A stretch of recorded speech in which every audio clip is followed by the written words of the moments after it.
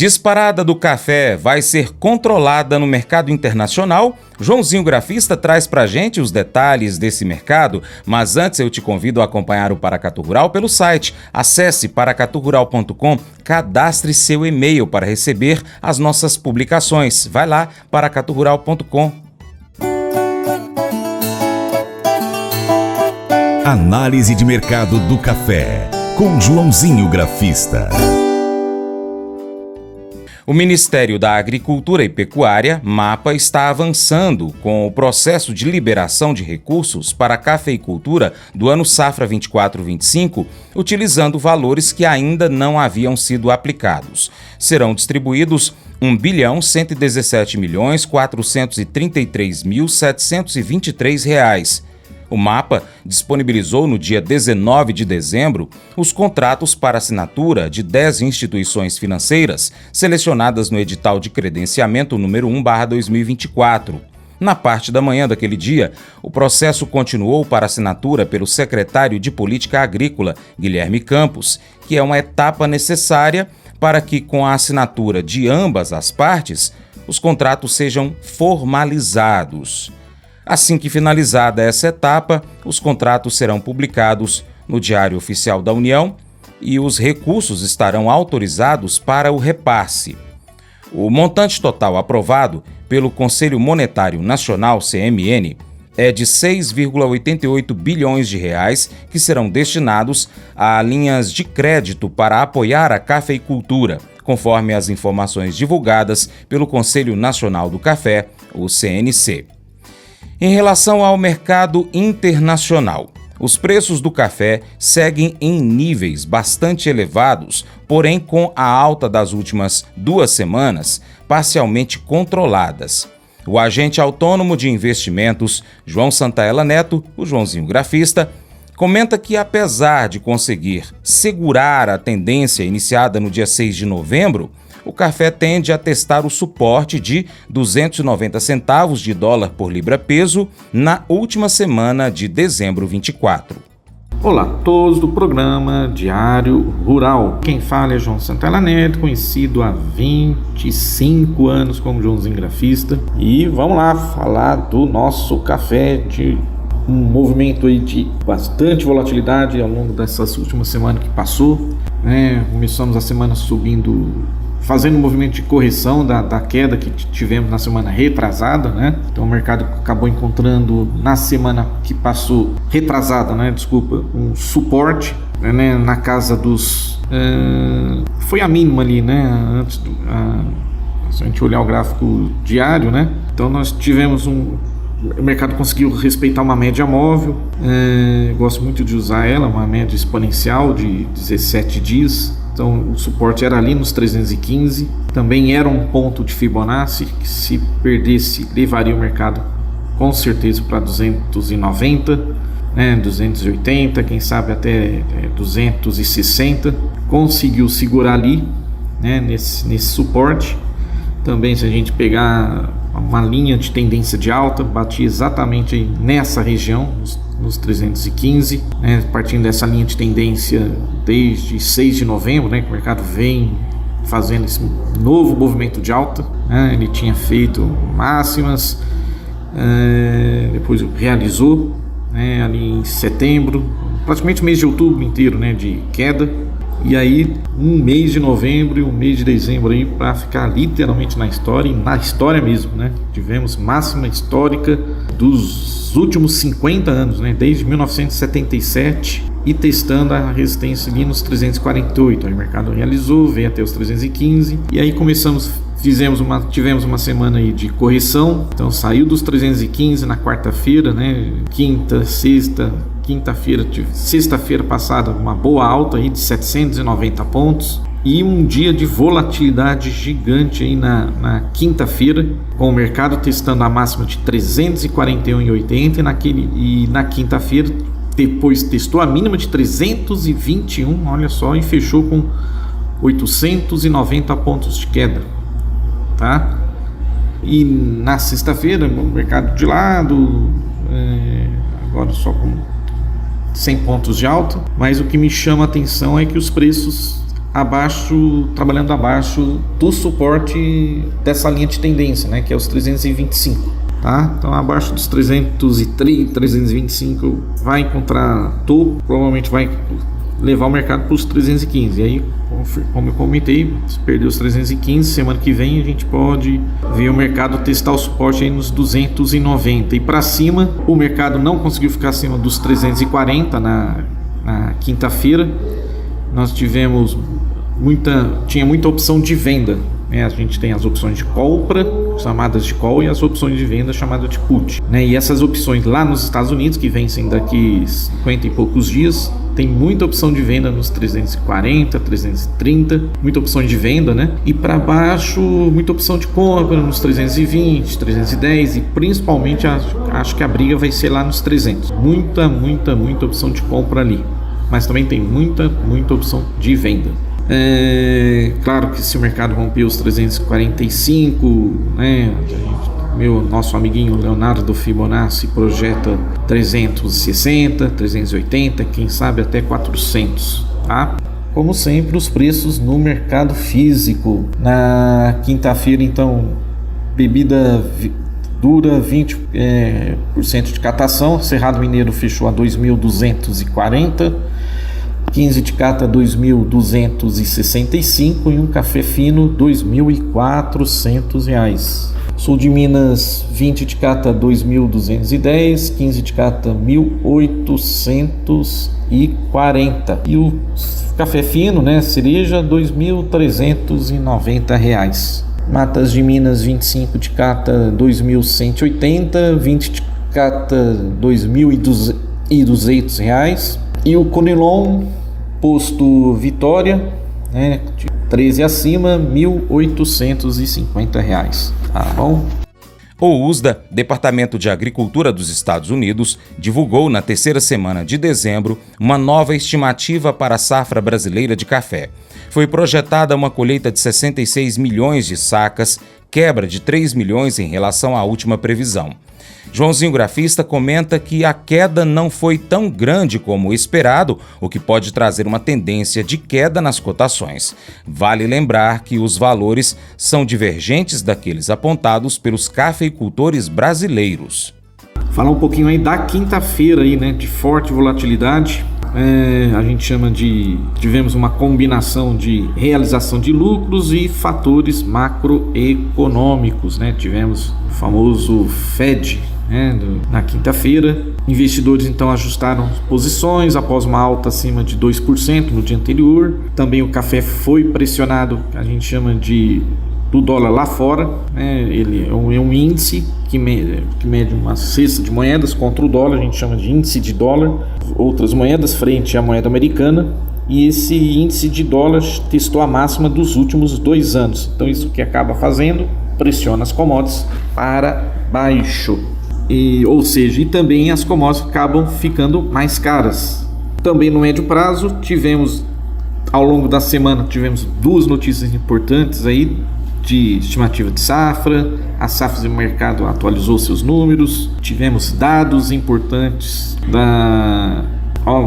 importantes mesmo do USDA, né? O USDA sempre no mês de dezembro eles dão uma atualizada, né, sobre o mercado do café ao longo no mundo. Vou estar falando para vocês aí, né, a notícia mais completa, mas em resumo, né, o Departamento de Agricultura dos Estados Unidos diz que o consumo de café na China pode atingir 6,3 milhões de sacas. Em junho, a última projeção do departamento indicava 3,2 milhões de sacas. Tá? Ambos os volumes superam os números de consumo de 2023 e 2024 de 5,7 milhões.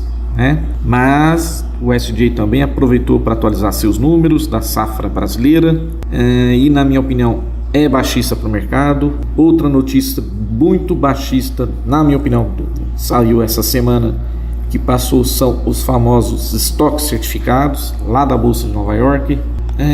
E esses estoques, que eles são? É o café lavado, né? 50% hoje desse estoque é posto lá na Bolsa de Nova York, né? Pelos exportadores, né? Esse café lavado aumentou 15.850 sacas na quarta-feira. Na terça-feira também aumentou mais 15 mil sacas.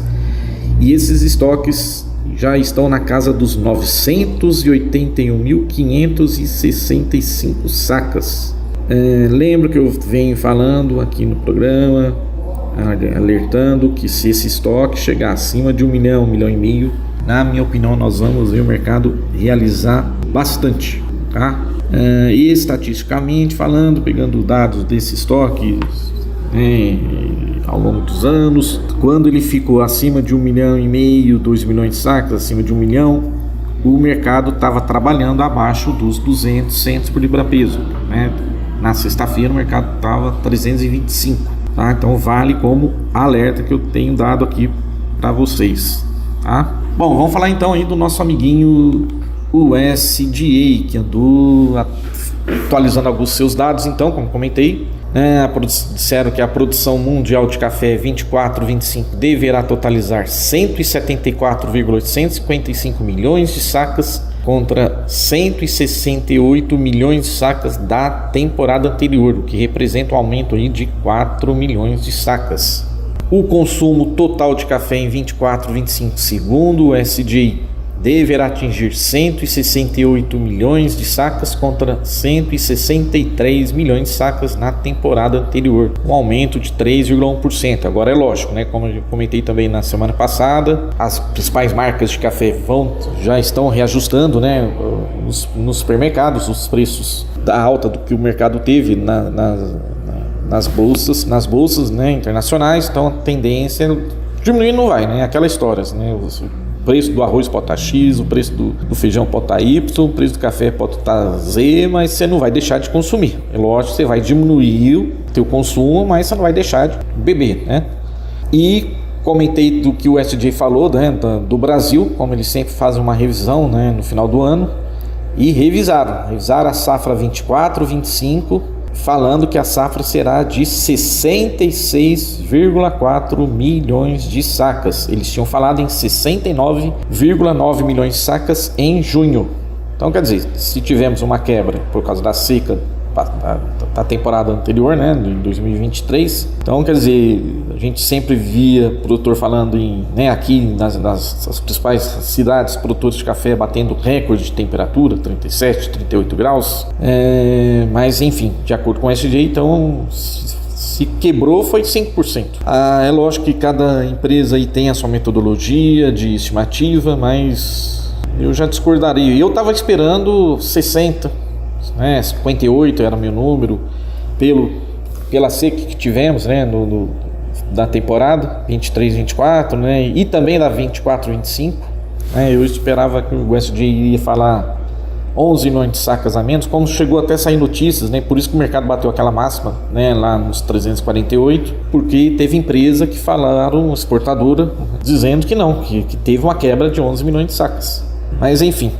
Também o USDA atualizou os dados da safra do Vietnã 24-25, falaram em 30,1 milhões de sacas. Eles tinham falado em 29 milhões de sacas em junho, contra 27,5 milhões de sacas em 23-24. Bom, antes de falar do mercado físico, também tivemos atualizações também da safra brasileira, né? A Safras e Mercado divulgou nesta semana que passou uma avaliação preliminar projetando a safra 25-26, né? Ainda está longe, mas o tamanho da próxima safra é a grande incerteza do mercado global. Segundo a ideia preliminar deles, a produção brasileira de café 25-26 de arábica deverá ficar em 38,35 milhões de sacas, representando uma queda, né? Até foram coerentes aí, né? Uma queda de 15% em relação à safra anterior. Comparado com as safras anteriores, a projeção só fica acima do ciclo 21-22, ano que, além da perda de carga depois da colheita recorde, né, 2021, também foi afetada por seca e geada. Então, em linhas gerais, a Safras e Mercado indicam um potencial da safra total do Brasil será de 62,45 milhões de sacas em 25-26, o que mesmo com o avanço da produção do nilon, representa uma queda de 5% em relação à safra colhida em 24-25. O principal gargalo é justamente a produção de arábica, com queda estimada em 15%. A gente tem visto produtores falando em 30%, 40%. Não importa o que você vai enfrentar nesta semana, você não vai enfrentar tudo isso sozinho. Deus está com você, Ele está em você e Ele é por você. Na Bíblia, Filipenses 2,13 diz assim: pois Deus está sempre agindo em vocês para que obedeçam à vontade dEle, tanto no pensamento como nas ações. A palavra agindo, no original grego, é energos, de onde vem a palavra energia.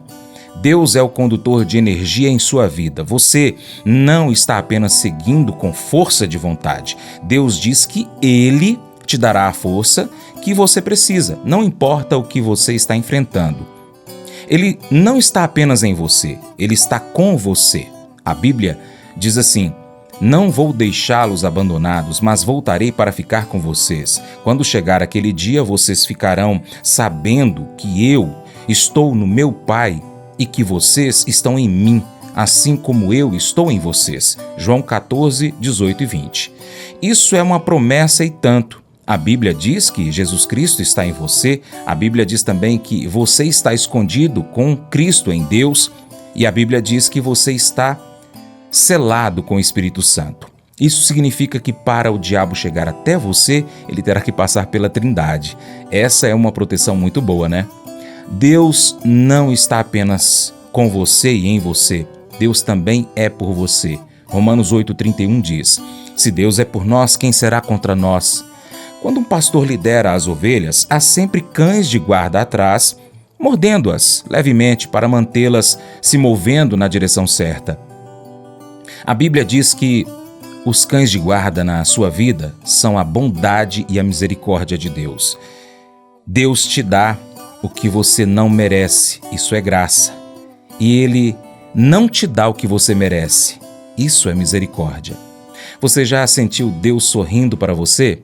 Se não, você não conhece Deus de verdade.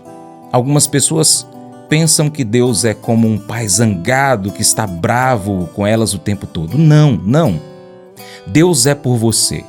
Se você quer ser feliz, você precisa se levantar todas as manhãs e dizer assim: Deus, obrigado, porque você estará comigo hoje. Você estará em mim hoje. Obrigado porque você será por mim hoje. Isso não é uma ótima notícia? Se Deus está com você, Deus está em você, Deus é por você. Então por que você está triste, deprimido? Esse devocional faz parte do plano de estudos Hábitos de Felicidade, do aplicativo biblia.com. Muito obrigado pela sua atenção, Deus te abençoe. Até o próximo encontro. Tchau, tchau.